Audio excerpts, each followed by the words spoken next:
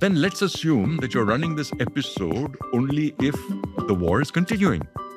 And it looks like it's continuing. Otherwise, I have no problem if you junk it. 45% of the world's sulfur moves through the Straits of Hormuz. Lack of sulfuric acid means that you have huge problems throughout the chemical industry. If the price of crude were to hit $200 a barrel, you will stop taking weekend holidays to Goa. Hello and welcome to another episode of 2 by 2. And before we begin this episode, I'm going to ask a question to my guest. Mohit, do you remember the last time you were on 2 by 2? Yes, absolutely. It was, we recorded in April of last year. And why did we record in April of last year? Tariff, TT, Trump tariffs. Yeah. And Trump, well, maybe generically we should call it Trump tantrums, because then that would unite last year and this one. That's my wonderful, wonderful guest, Mohit Satyanand. And it seems like whenever a big crisis unfolds, Mohit is the first person we turn to make sense of, the second, the third order effects. That's exactly why he's with us today. We'll get to that in a little bit. But first, I want to introduce Mohit on this podcast once again. He is a successful entrepreneur turned investor. He established India's first successful snack food brand, Cracks. He is also the chairman of Teamwork Arts, which produces the Jaipur Literature Festival every single year. And he is an active investor and investment advisor, which means he has a very keen sense of equity and financial markets. Now, why he is with us today is to talk about the situation that is rapidly unfolding in West Asia and the Middle East. 2 weeks ago, the US and Israel launched overnight strikes on Iran. The supreme leader of Iran, Ayatollah Khamenei, was killed. Gulf airspace was shut. Crude crossed $110 because Iran moved to shut the Strait of Hormuz, through which, of course, half of India's crude transits. The rupee slipped, LPG shortages hit homes, hit restaurants, and for the first time during a geopolitical crisis, the Essential Commodities Act was invoked to ration petroleum supply. And finally, today we are sitting on a Thursday, March 12th. The war is in its 12th day. So I thought that we needed to do an episode where we try not to respond very quickly because things keep happening, things keep changing, just like how we did with the tariffs last year. But I think it makes sense to talk about how do we really think about this? If there are long-term investors, if there are people who are thinking about India at a much larger structural way, how do they think about what's happening in the Middle East, the first, second, and third order effects of it? And how do they make sense of all of this? Like last year's episode, this year's episode is also about, in some ways, how do we think about a crisis and how it unfolds.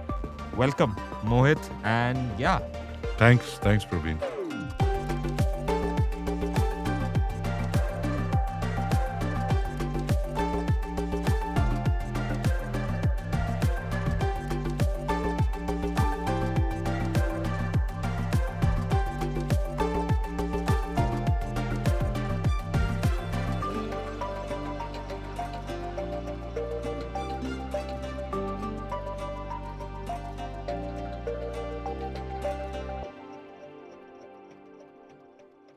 So aside from the ECA being invoked, the other thing I noticed when I was watching the television last evening when I was getting a haircut, which is about the only time I watch television, was a flash saying, very, very reminiscent of what I used to see when I was a kid and Indira Gandhi was around, ki afwahein na phailaएं, don't spread rumors.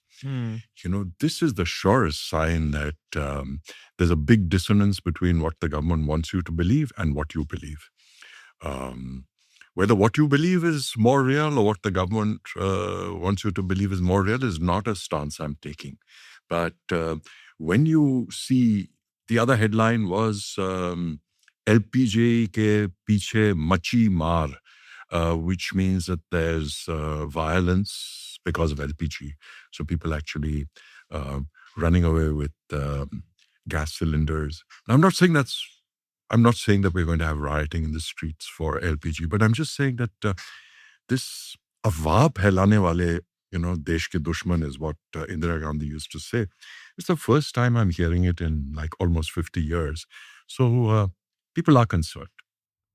I'm going to interrupt you, Mohit, and say that I'm not so sure about riots in the street, especially in Bengaluru, because as of yesterday and day before yesterday, I don't know if you know this, there are no or very few places that serve dosas now in Bengaluru, and everyone knows that when you stop serving dosas in Bengaluru, that is when people really start to get really upset. Yeah. So, of course, the government is doing triage, which is that they're saying that we'll keep the LPG flowing to homes, but we will first cut dining establishments because they're perhaps seen as being superfluous to the running of the nation, which, of course, is quite a flawed way of thinking, because if you have a substantial circular migration in the nation, then a lot of people are going to be eating out. And it's not some socialist way of... there's a socialist way of thinking that only the rich eat out, and therefore if dining establishments don't have gas, that's fine. There's also this entire migrant population who are dining out. And I think that when you have when you have raw material crises, then there are two ways of dealing with it. And one is pricing, and the other is rationing. And we know that our country has a long and glorious history of rationing. So the rational or irrational impulse is to go into rationing. And we're going to see lots of that, we're going to see that in terms of who gets gas and who doesn't, and so on. So that one of the second order effects of a crisis like this is third-rate thinking. I'm not sure if that's a second order effect or something that has been there all the time. So it's hard to say it's a cause or a consequence. Yeah, it surfaces. Yeah. So I guess I'll start by asking you, for a crisis like this, like what's happening in the Middle East, what's happening with Iran, I wonder we should probably start by what are the assumptions before we start talking about everything that's going to go forward. Assumptions, disclaimers, maybe we should start there, and then we can start going into, okay, here are the first order, here are the second order, here are the third order. Well, see, primarily this is a geopolitical crisis, right? And if we were just to talk in terms of the economic effect, then the economic effect is going to depend entirely on how long this crisis lasts.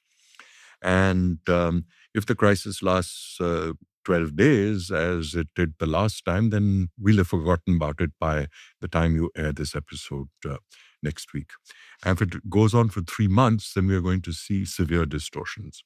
So I think time is a critical factor. And though this episode is not intended as a geopolitical discussion, and I'm certainly would not be on a list of the top 1 lakh people in India to talk about geopolitical issues, but I think one has to talk about them. And I think what we're seeing over here is that the escalation matrix that perhaps the US had in mind is not playing out the way they wanted to. And, this is various versions of this phrase are well known, which is that you decide who starts the war, but you don't necessarily decide who ends the war. And right now, the IRGC and the new leader, who is not a great guy, as Trump promised, the great guy that he wanted, has made it very clear that the war will end on his terms. And you can... Now, if you put yourself in the shoes of a newly elected leader, which is the late Khamenei's son. Firstly, from all accounts, he is a greater hardliner than his dad was. Secondly, and I think this is critical to the psychology of a new leader, is that a new leader has got to prove himself. He's got to prove himself at the head of a pack of religious fundamentalist militia who are going to be incredibly hardline, who are looking for signs of weakness in their new leader. Every pack does that. And who, by virtue of the kind of assaults that the Iranian regime has seen at the hands of the great Satan, as they call them, and their own religious history, which is one of being warriors, religious warriors who glorify sacrifice. If you put all of these factors together, they're not going to be in a hurry to concede to any unreasonable demands that Trump makes. So, without wanting to second guess the timing of this, the fact is that, firstly, Trump is obviously not going to be wanting to concede defeat. He needs to find an off-ramp where he can stand up and say, yet another glorious war won by the great Trump. Give me a second Nobel Prize. Secondly, from the viewpoint of the new leader, there's going to be a lot of hardball negotiations going on. And I think it's very important to recognize that the US, and especially Trump, are not seen as being actors in good faith. Let's not forget that there was a nuclear agreement with Bush, which Trump unilaterally rescinded after 3 years. I think the dates are 2013 and 2016. Therefore, even if after the Iranians play hardball with the US, which I think is the default case, then whatever concessions the US accepts, they're going to have to put guarantees in place, which the Iranians will look very askance at. So in terms of probability, I would say this is likely to be long drawn out. If it isn't, then I think it doesn't matter. If a week from now, everything is wrapped up and everybody goes home and oil starts flowing through the Straits of Hormuz, then this is a non-issue and maybe you don't need to run this episode. So let's assume that, no, really.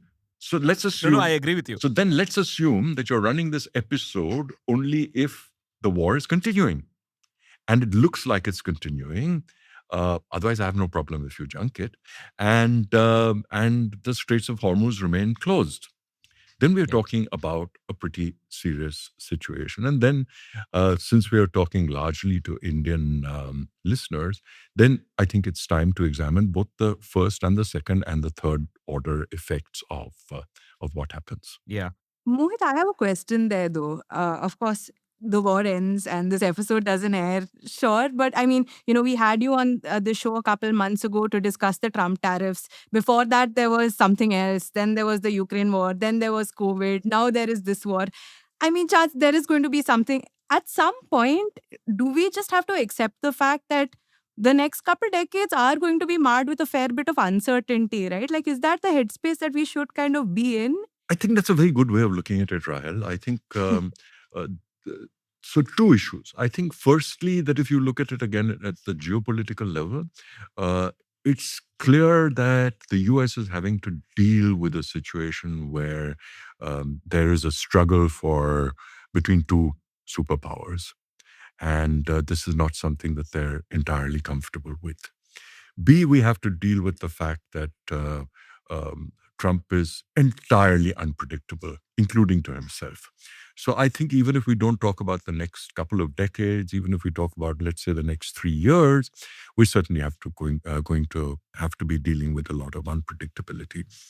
And I would just jump straight to talking not about the immediate impact of this war, which I think we should be talking about, but to also say that the only really sustainable way to deal with the fact that crises like these are going to continue is to examine your long-term strategic policy, not to talk about how do we react to this war, how did we react to the last war, how did we react to the Trump tariffs. And because we're not talking in a vacuum, we're talking in the context of this war, therefore let me look at it from the lens of energy, because that is the pain point today. That's the reason for the LPG not being available. That's the reason for which, I mean, a key question to me is that ATF, jet fuel prices around the world have jumped by over 100%. Our ATF prices are typically revised every 15 days on the 1st and the 16th of the month. And they're normally revised with respect to global parity. And if we revise them with respect to global parity on the 16th, which is about 4 days from now, they're going to double. So are we going to do that? Are we going to pass that pain on to Indigo and Air India, or is the government going to swallow it? So these are very, very real questions that we have to face. And to my mind, the quick question is, let's go back to the first oil crisis. Let's go back to the early 70s, 50 years ago, a little over 50 years ago, right? What is the contribution of energy, of imported energy to our GDP? It has not changed.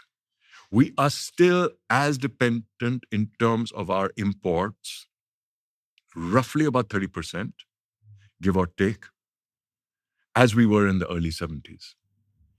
This is despite recognizing that we are an energy deficient economy, despite recognizing that energy is the lifeblood of a modern economy. We have not been able to cut down our dependence on imported energy. Imports of energy are still 30% of our import bill. Got it. But Mohit, I would argue that if you talk about energy, there are 2-3 things that are coming to my mind. Number one is specifically with respect to this crisis and even the last crisis, there is an aspect of dependence on energy on Iran, which is on the central part of this, who's the main protagonist, antagonist of this particular crisis. Then there is the aspect of dependence on energy in the Middle East, which is all of these other Gulf countries.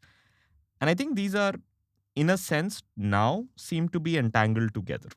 I just want to make the broad economic point, which is that if we look at, for example, the US, in the US, the share of energy consumption to GDP has consistently dropped. It fell from about 6% in the early 2000s to less than 4% last year. Yeah, that's mostly because of shale. Shale oil is what has helped. I know. I'm not talking about import. In terms of imports, US is now a net exporter. I'm talking about energy as a percentage of GDP. Oh, sorry. Got it. Understood. So there are 2 points over here. One is that energy as a percentage of GDP in India is still 8%. Number two, that our dependence on imported energy is extremely high. The US has very low dependence on imported energy, and the share of energy to GDP is very low. So we are vulnerable on both counts.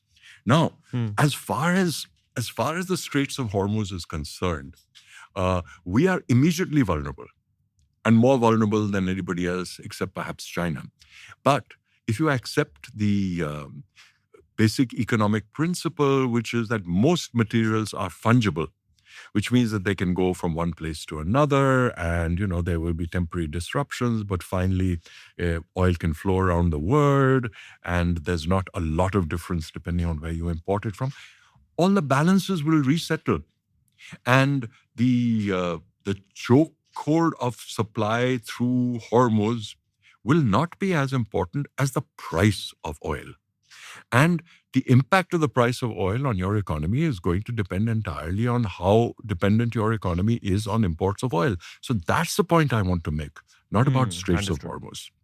I think we're getting too lost in that immediate detail. I'm taking a slightly zoomed out view, which is that we are much more dependent both on imported energy as well as on energy as a share of our GDP. So for all the, we've not been able to exploit our offshore and onshore reserves, which from all accounts are not insubstantial. We've not been able to exploit them. We've talked a lot about renewable energy. Renewable energy has issues in terms of how it plugs into the grid, how discoms deal with it, etc., etc. But the net result is this, which is that 50 years down the line, we are still as dependent on imported energy as we were before. Not just oil, which is, of course, the bulk of it, $150 to $180 billion a year, and crude and liquefied natural gas, another $25 to $30 billion. I'm talking last year's numbers. If we have these kind of prices, they'll go up a lot. But also coal. Despite the fact that we have one of the largest reserves of coal, we are still dependent on imported. Imported coal is another chunk. So between these three, it's like $300 billion a year of imports, which is, close to 40% of our total import bill. So we are extremely vulnerable. And this is a strategic issue, not an issue of the Straits of Hormuz. This is the biggest point that I wanted to make. Okay, let's go a little bit more there then. I'm just going to take on whatever Rahel said, which is that if we can assume reasonably now that there are going to be different kinds of disruptions happening globally for whatever reason, which means that energies or either crude oil or coal or all of these things are going to pay the price for it. We are not even getting into data centers and their need for energy and all of that, which is probably one of the reasons why the energy war has sort of like escalated a little bit more. You look at Venezuela, you look at what's happening in Iran, probably that's one of the factors as well. Assuming that this is going to continue, what happens to India from, like, how do we think about this now? In India, thinking has never been as big a constraint as implementation. Okay. My belief is that we are all Brahmins. None of us are manual labor who get out there and actually work in the trenches. So I'm sure every time there's been an oil crisis, there've been lots of position papers about what we need to do and how we need to diversify and how we need to have more renewable energy, etc., etc. And then we have new exploration policies, etc., etc., etc. But 50 years later, the net result is out there, which is that we are no less dependent. So the answer is very, very clear that if you want to talk about Atmanirbharta, you actually have to become Atmanirbhar. Talking the talk doesn't matter. You've got to walk the talk. And we just seem to be singularly inept at doing so. See, the fact is that if you neglect these blips of oil crisis and $100 barrels and so on and so forth, actually $100 barrel 40 years ago was a lot more meaningful for the US, for example, than it is today. Correct. Because your GDP has gone up that much more. The impact on us is not as limited for two reasons. One is the continual weakening of the exchange rate, and B, from a strategic point of view, because we need to import it. So, you have to look at the energy dependence of your economy and find a way to grow your economy in ways which is less energy dependent, which means, for example, better public transport. A city like Bangalore or a city like Bombay needs to have 500 kilometers of metro, not 50. Bangalore, a metropolis of almost 10 million, has an apology of a subway system. You have 2.5 lines right now. London, which is half the size, has some 350 metro stops. You have like about 25. So I think it's a little more than 25, but your point is correct. No, I'm just making the broader point. No, your broad point is absolutely correct. That we've been talking about metro for 25 years. But except for Delhi, you don't really have a functioning metro system in any city in the country. Look at what's happened in China. We've been talking about high-speed trains ever since the first BJP government came into power. Our high-speed trains are a joke. They're running at 65 or 70 kilometers per hour average speed. In China, you have, I think the number is 31,500 kilometers of high-speed trains, and they're running at 250 kilometers an hour. So, the more and more I look at this country and the way we run the country, the problem is not a vertical. Whenever there's a crisis, we look at the vertical. The problem is a horizontal one, which is our ability to translate this policy thinking into work on the ground. Has the average speed of transit in Bangalore gone up in the last 25 years? Or has it gone down? I would argue it's probably definitely gone down for sure. My point exactly, do I spend more time in traffic in Delhi than I did 25 years ago? Yes, I do.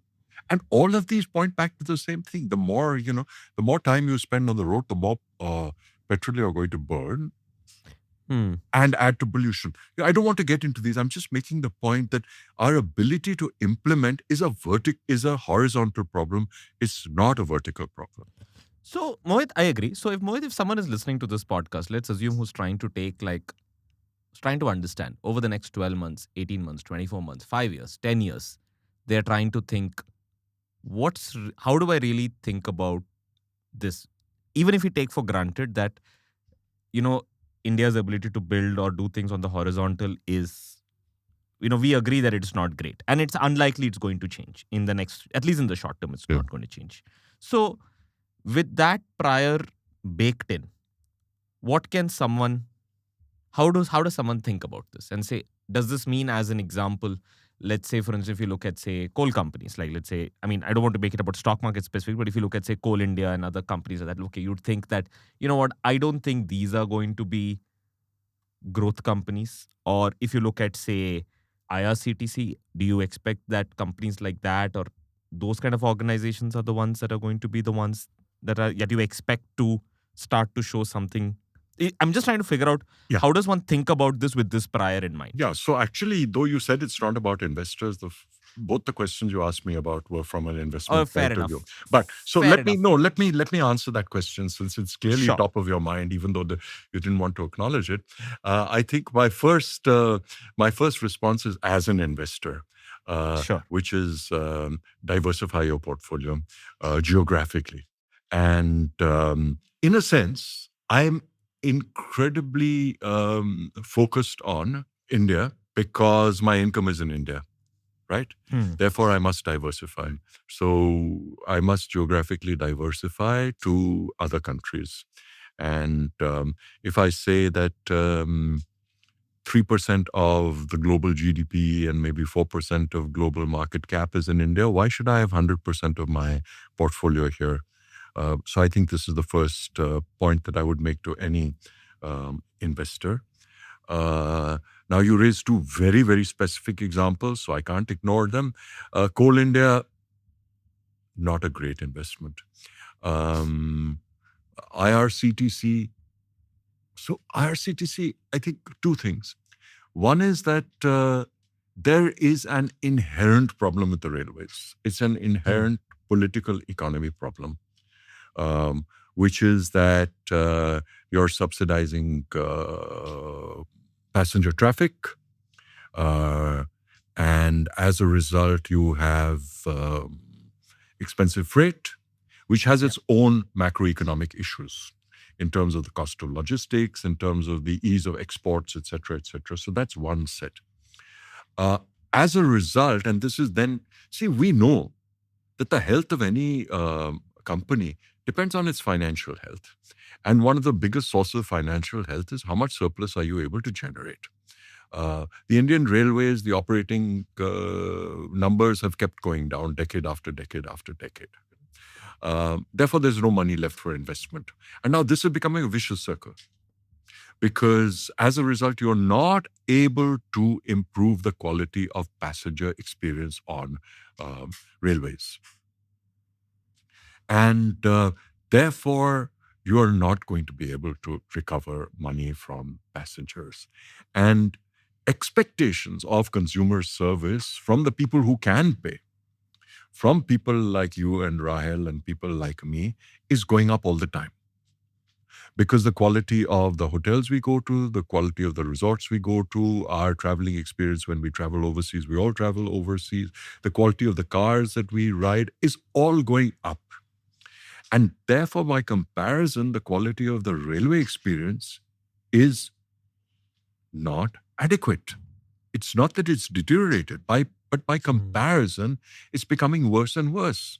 The toilets are a nightmare. The seats are filthy. The carriages are noisy. I think we all have this experience. If somebody says to me, oh, Indian trains are a great passenger experience, I'd say, come on, are you kidding me? And so honestly, I do not take trains any longer because it's a horrible experience. And for that reason and that reason alone, I would not invest in IRCTC. Just as if Indian Rails were to become a body corporate, unless they were run by an entrepreneur, I would not invest in them. Okay. Geographical diversification. Fine. What else? Second order effects, third order effects of this energy. Of the energy specifically. So, when we get Yes. to second and third order, I actually think that everything is, the whole world of economics is second and third order effects. Let's take a very small example. Let's look at the fact that 45% of the world's sulfur moves through the Straits of Hormuz. Hmm. And now that means that your ability to make sulfuric acid suddenly drops off a cliff. Now, lack of sulfuric acid means that you have huge problems throughout the chemical industry. Correct. It also means that, for example, mining or beneficiating of minerals such as copper and nickel goes for a toss, because sulfuric acid is used to leach these minerals to prepare them for second stage refining, from what I broadly understand. My knowledge of chemical engineering is limited, but that's what happens. And sulfuric acid is also used to etch chips. So suddenly, the Straits of Hormuz have an impact on chemical industries all over the world. They have an impact on chip availability and your ability to etch chips in Taiwan. Who'd have thought? Okay. LPG is used in fertilizer plants. And as I said, you are now trying to triage limited supply of LPG, and you're saying who gets it and who doesn't. And so you're saying commercial establishments come last, domestic establishments come first, and in between, arbitrary numbers. Piped gas is, let's say, today it's 80%, tomorrow maybe 60%, and the fertilizer plants are 60%. So now, let's say you say, okay, so fertilizer plants are 60%. Fertilizer plants in any case have a problem because they also need urea, a lot of which is also coming from through the Straits of Hormuz. And so you say, okay, now I'm going to cut supply to fertilizer companies. Now, if you cut supply to fertilizer companies for 2 weeks, 3 weeks, not a problem, because we're sitting in the month of March. The sowing, the harvesting of the winter crop is round the corner. They probably don't need much fertilizer. That's fine. But the next sowing is due in June. So back to, is this going to get resolved in the next week or 2 weeks? Or does it take 2 months? Now, if it takes 2 months, that means that fertilizer availability in the month of June is going to be restricted. Now, I'll leave it to you to imagine what the second and third and fourth order effects of that are. The obvious ones, of course, is a possible reduction in the availability of food.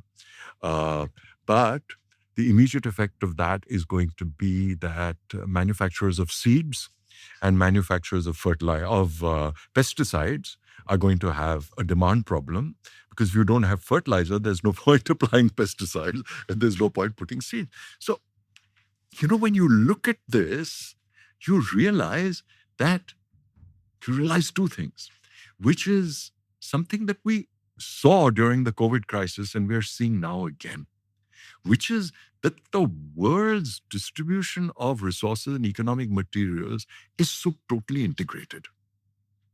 Number one. And number two, which is a good thing from an economic efficiency point of view, but not from an economic safety point of view, is that we run on very thin pipelines. That's a great prescription for efficiency. But it leads to horrible outcomes at the time of war, or pseudo-war, or whatever you want to call this particular. Yeah. Now, I want to go back to a thing that we said at the beginning, which is about afwah phailane wale, rumors. Okay. So, and I'm now going to talk about the opposite, which is government statements. So when all of this talk about petroleum shortage started a week ago. The government said that our reserve of oil is 180 million barrels. Yep. Now, this was absolutely accurate, but it contains very little information because you cannot run any supply chain on zero reserves. The question is, what is the nature of those reserves? What the government was trying to imply without saying so was that we have huge strategic reserves, which is the reserves that are never used in the normal conduct of business. Okay? Now, a nationwide mechanism of import of crude, storage of crude, pipes or containers into refineries, storage of finished products in refineries, pipes out to distribution centers, storage and distribution centers, petrol pumps, underground. That is a huge reserve. But it's a reserve which you can't draw down below a certain amount, right? So what I really want to know is what is the size of my strategic reserve? And I want to know it not in absolute terms. I want to know what it is in number of days of consumption. And when you come to that number, our So that is a scary number. Our strategic reserve is 38, 39 million barrels. We consume 5 or 5.5 million barrels a day, which means that we're about a week of strategic reserve. How fast can you run the rest down? How far can you run the pumps down without pumps going dry? How far can you run the stock in the pipelines of the refineries without the refineries having accidents and so on and so forth, or suffering inefficiencies?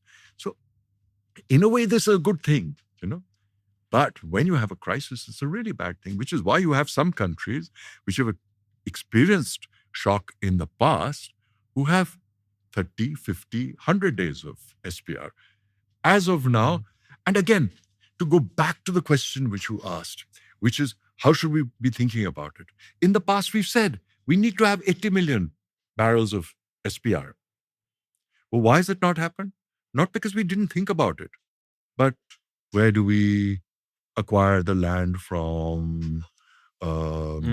Which state should we give the SPR to?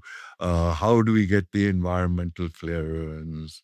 How is it going to get funded? The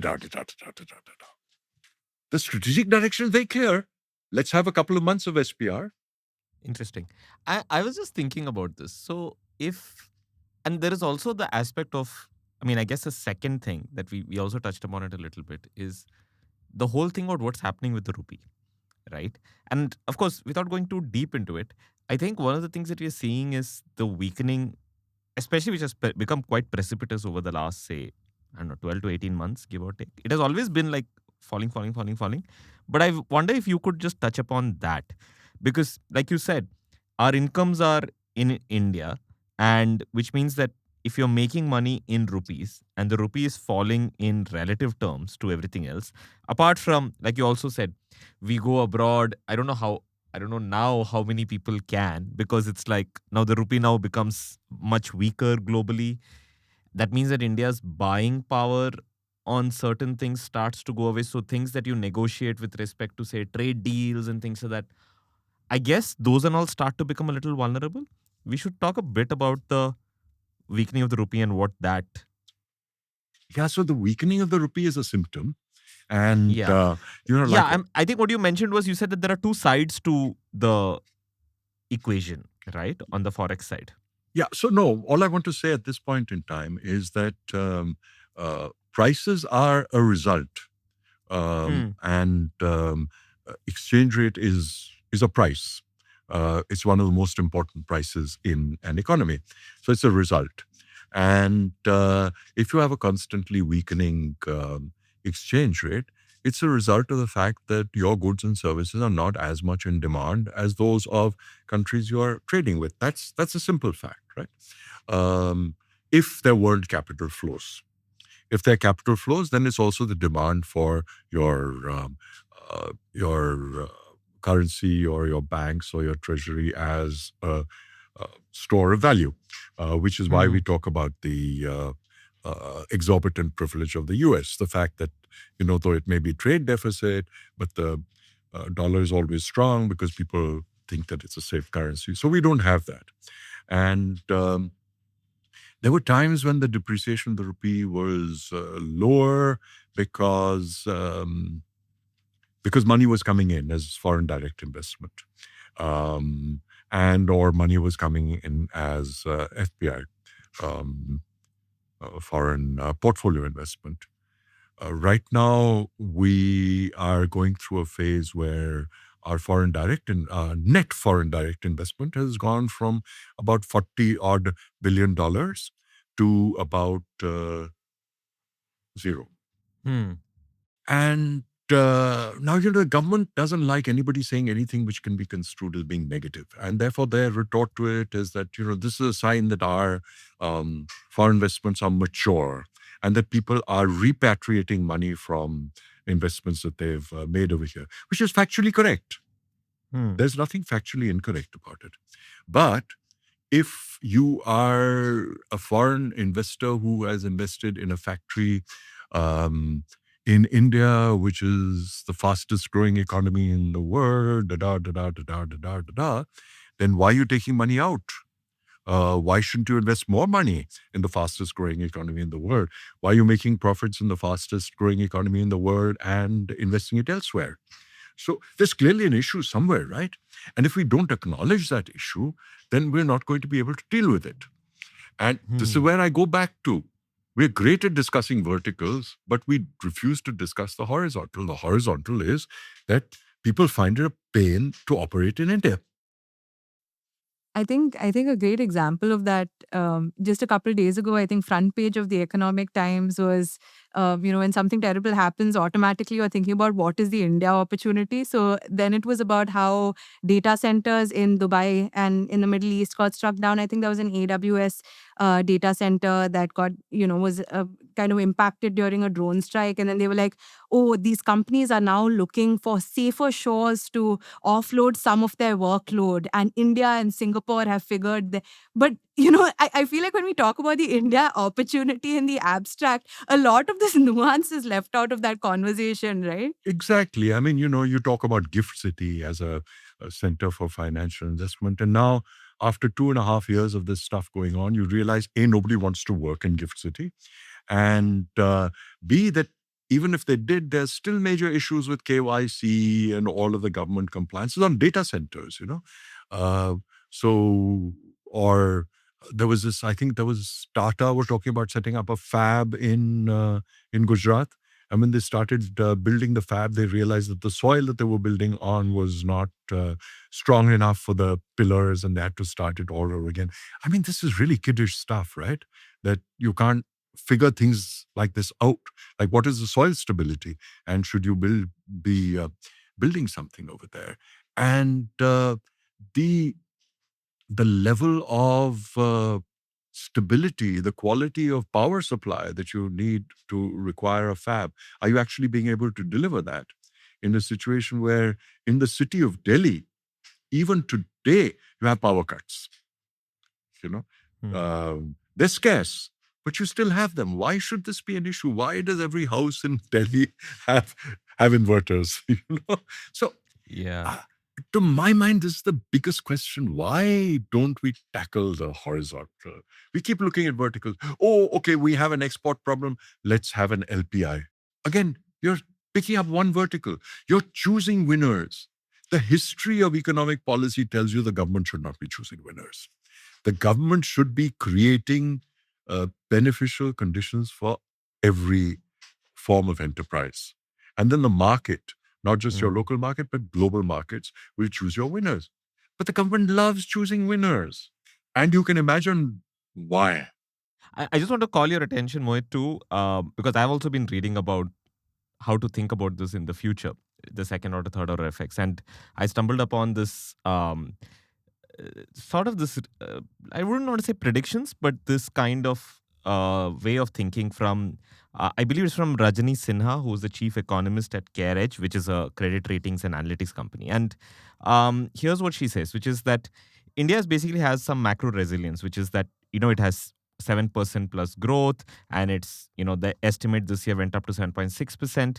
And right now, services exports and remittances were, sort of like cushioning the blow. But what has happened is, and we're not even getting into what service exports, what's going to happen thanks to AI. But now, if you see, these both are coming under stress. But she said one interesting thing, and we'll talk about this specifically on remittances. She said that we are assuming right now that remittances will fall. And we know that remittances is a pretty significant chunk. It's close to like $50 billion. But she says that, what, in the beginning, what's probably going to happen is Indians in the Gulf will rush to move money to India for safety. So they'll have some inflow in the beginning, but then over time, it's going to, go down. And I think that in the context of remittances, I know that before we had this podcast, I know we spoke, and you had this interesting story to tell about an anecdote. So perhaps you should Yeah, talk about so that now. I think the issue goes back to how long this crisis lasts, because the economic and personal imperatives to work outside India are a structural issue. They're not going to go away. Because employment in this country is low, because many other countries have a shortage of young working people. So I think that strategic impulse for export of manpower will continue. And traditionally, it's been blue-collar workers in the Gulf, and then it's been, techies in the US. We see some emerging amount of other services, care services, and engineering services and so on, beginning in the East, in Korea and Japan. So I think that structural imperative will continue.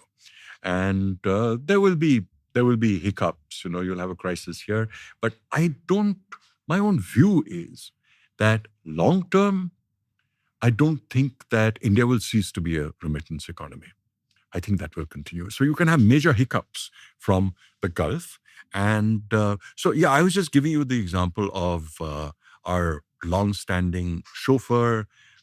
He's in the app. He tried for, I think, about 4 years to get his son a job in the army. Then this whole Agnipath thing came, and he said, this doesn't make any sense any longer, because 4 years down the line, he's going to be jobless and with no skills. So he was packed off to Dubai to get a truck driver's license, which meant that we had to invest, I think it was about 8 lakhs up front. So that period is over. He's now earning money. And as you know, passport was confiscated for 2 years. And the first time he could come home was 2 years down the line, which was scheduled for a couple of months down the line this summer. Now the question is, he's going to come back. He's going to come back with a substantial paycheck. So all he got for the first 2 years was a subsistence amount, but presumably he'll get this contracted salary. So he'll come back with whatever the number is, 10, 12 lakhs. And the question is, will he go back? And that depends, because at the end of that 1 month period, is there still the suspicion of continued danger in the Gulf, or has it disappeared? So I think that if this passes in a few weeks, then I think even the Gulf is not going to see a substantial drop. But from a long-term basis, the global population is clearly plateauing. And even if on aggregate the employability of Indians is not great, there are sufficient number of us that there will always be Indians who are employable in a whole host of services across the world. So I don't think the remittance story on a long-term basis is going to be an issue. What would you bet on? Is there anything that on the India side you would look at and say, these are going to be the things that I'm going to... Again, I'm not talking necessarily as an investor, but I'm not going to name specific companies, but I'm going to put my money on. These are the bets that I'm going to make. So I think in consonance with what I just said, if we see the Indian rupee continuing to depreciate, which is what I would broadly expect, then I think we need to continue to look at the export story. the dominant story for the last 20 years for the economy and for me as an investor has been IT exports. It was the cornerstone of, it was the most stable part of my portfolio for from sort of just after the dot-com boom, or rather just after the dot-com bust, from sort of 2002, 3 until about a year ago, which is when I began to realize that this story in its current avatar is running its course, and therefore I should get out. So I think that just to stay with that pack for the time being, the top 5 companies that dominated IT exports, I think they may or they may not be dominant players, but some of them will transform and be strong. New ones will emerge. So I think the task, both as investors and as entrepreneurs, is to try and find where we can do this. Because just as I think the dominance of Silicon Valley in terms of creating new meta ideas in computing is not going to go away, similarly, I think the role that India plays in transforming some of these meta ideas into applications and services and servicing corporates and so on, I don't think that's going to go away. Maybe the model of having, the population of a small country working under one corporate umbrella and sending out 1 billion lines of code a day, that may change. But by and large, in such transitions, the existing behemoths don't necessarily emerge the strongest. One or two of them may, or certainly survive. New ones will emerge. So I would look for stories over there. And similarly, I would look for stories among startups in this whole sphere. It's not going to go away. I would watch very carefully what India is able to do in terms of manufacturing exports. The whole example of Apple phones and smartphones and so on and so forth is a very instructive one, because there was a lot of skepticism about how much we would be able to do in this regard. And I think some of that skepticism is still warranted, because though the headline numbers are large, 25% of the world's Apple phones are made in India, the percentage of value that we are adding to those phones is a fraction of what China is adding. That doesn't mean to say that it always will be. You typically do move up the value chain. And if that's, these numbers are changing, but if we are retaining 5% of value add in India today and China is retaining 25, just to put two broadly correct numbers out there, does that go up to 8 and 10 and 15 and 20%? It should. It should. That is the story of Korea. That is the story of China. But sorry, I just want to talk about the manufacturing for a moment, which is that I get your point, Mohit. I understand what you're saying. I think the reverse argument or the bull case to it would be that the manufacturing story or the ability to go up this chain seems like a dated story. Like in the sense that it used to be a model of the past, and now, like even recently, just 2-3 days back, I think there was a quote from a very prominent US senior leader who was basically saying that we are not going to let India, we're not going to give them the space to grow and, do these things, and so that they can outmaneuver us into the future. We have made that mistake with China. We're just not going to make that same mistake again with India. So do you still, despite all of this, you're still optimistic about manufacturing? Because we've been talking about manufacturing for such a long time. So I said I would watch it carefully.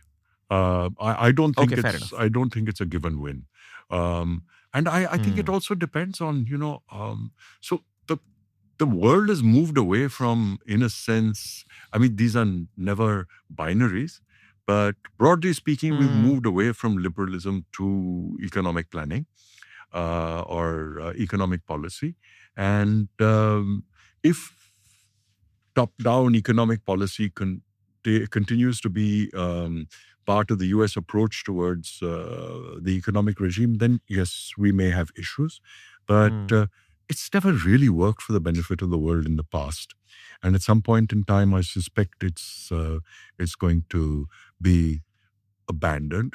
But, the US is not the only economy in the world. there are whatever it is, 200 others, and it's only price that will talk, right? So if you have factories turning out Apple uh, phones over here, and if the government of the US says ban all imports of Apple phones from India, I think two forces will begin to operate. The first that we've seen that any Mm, US administration is susceptible to is what industrialists in the US say, you know. So correct. when India talked about putting restrictions on imports of laptops, that was pulled literally before the ink dried on the newspapers. And the same thing happened when Tim Cook reached over and spoke into Trump's ear. So, that's the first part of it. And the second part of it is, does France think the same way? Does Italy think the same way? Does Japan think the same way? Or do they just say, look, wherever we get it cheaper from, we're going to buy it? So how widespread is this move towards top-down economic policy is a question which I'm certainly not equipped to answer. But typically, it shouldn't last very long. Got it. IT exports, manufacturing. Go on. Yeah, and let's not forget that we are a very large market, and Mm, markets are not static. For every entrepreneur that you have, the entrepreneur creates both supply and demand. So supply is not for the products that he or she produces, but for products that other people produce. So I think the quality of entrepreneurship and their ability to supply products to the market creates its own demand. Not just for what you are producing, but for what other people are producing. So I think one of the key stories, aside from all the issues that I've talked about and I'm very critical about, which is the ease of doing business, the cost of doing business, etc., in India, which are still problems only are works in progress and in very, very slow progress, I would say. We're nowhere near green. We're more on the red end of amber. But the fact is that the quality of entrepreneurial energy in a country is critical to its progress. And from whatever little I've seen over the last 10 or 12 years of working with startups, the, the change in attitude of young people, the can-do attitude, is quite remarkable.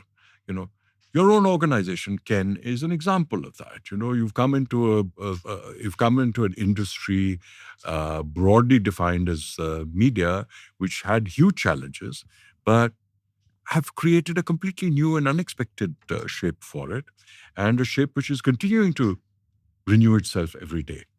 So this is a sea change, because our attitude 35, 40 years ago was, kya kare? There's nothing we can do. mm, Today, the attitude is, we got to do something and we're going to do it. And I think this is actually the biggest factor in our favor. This really strong wave of entrepreneurial energy. It's not going to go away. The government would have to work pretty hard to batten it down. It has no incentive to do so. It just has its old attitude of mistrust and control and so on and so forth, which I think is going to go through a period of 2 steps forward, 1.5 steps back. I don't think it's 1 step forward and 2 steps back, but it's sure. not. It's not a steady march of moving forward. It is 2 steps forward, 1.5 steps back. We're going to have to deal with it. But I think this energy is quite remarkable. Last question. I mean, we started with energy. You're ending Of a with different energy. We kind. spoke about Yeah. energy over The there of a supreme different energy, kind. the energy of the human mind. Yep.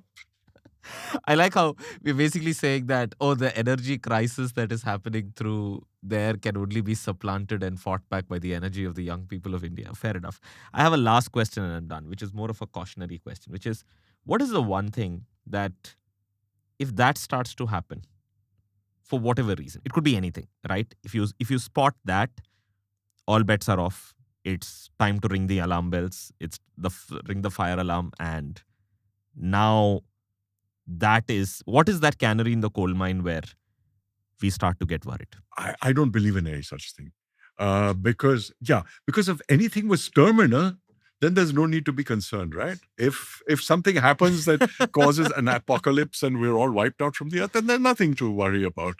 Um, Okay, yeah, fair but enough. no, I'm trying to answer that question seriously. So what I'm really saying is that um, uh, humankind recovers from all crises. It's a matter of time. And if we look at the world today, if we say, energy is the backbone of a modern economy, which is clearly true. Two things. First is, as I outlined, that if we look at an advanced country like the US, the contribution of energy to the GDP is coming down. And therefore, this is a path which all of us need to take. More efficient use of energy, etc., etc. Second is that the technology is already out there for us to have a lower share of fossil energy in our energy mix. Despite all the talk, we have not been able to convert that technical reality into the supply of energy on the ground in India. But at the very, very, very, very worst, India could achieve a fair amount of energy supply just from coal, which is like about the most primitive fossil energy on Earth, and it's a form of energy that we know well. But we've already had a fair amount of experience with both wind and solar. So if there was seed, the beauty of markets and the beauty of pricing is that you readjust to everything. Depending on how deep the crisis is, the time taken to readjust can be more or less. The severity of the interruption can be more or less. But there will be a point where, for example, if the price of crude were to hit $200 a barrel, and the price of aviation fuel, jet fuel, ATF as we call it, were to go to $300 a barrel. Let's look at what will start happening. You will stop taking weekend holidays to Goa. You'll only go to Goa once in 2 years, for 3 weeks. Or you'll take a train. And if the cost of solar energy remains the same, the cost of panels keeps going down as it is going to be, then more houses, more factories, more commercial establishments are going to install solar power. Hopefully, discoms will learn a lesson and figure out more discoms will figure out how to integrate the buying rooftop solar energy into their grids, figure out that whole pricing mechanism, et cetera, et cetera, et cetera. So the way I look at it is that in the long run, it is technology that drives human progress. Economics is the lubricant. And so if you have an economic crisis, then the wheels start grinding slow for a while, but economics reasserts itself, and it reasserts itself through prices. That is the fundamental mechanism of economics. So when relative prices change, then so will relative demand, and so will relative supply. If a crisis like this occurred 50 years ago, then your ability to respond to it, or the time taken to respond to it, may have been, 20 years. If it were to occur today, it will probably be 4, 5, 6 years. You will, on an emergency basis, perhaps with government subsidies, perhaps with exemptions, duty exemptions, etc., you'll bring in gigawatts of solar power, and you would install gigawatt hours of battery capacity. So today, I think the technology exists to respond to everything. Therefore, I don't think there's going to be an existential crisis because of this. I'm not saying that there will not be deep economic crises, but I think we can respond. We can respond to everything. Thank you so much, Mohit. We can respond indeed to Yeah. everything. Such a wonderful discussion. I think I had a lot of fun talking about all the various scenarios and trying to like slide in investment questions whenever I Despite dared to. saying that they were not investment questions. No, but I think that this is very instructive because for me it was always a question of things keep happening. How do we start thinking about things? And how do we start thinking in terms of what do we look at? What do we not look at? What can we ignore? What are the things that we should be worried about? What are the things that we know that it's fine, we will figure out a way?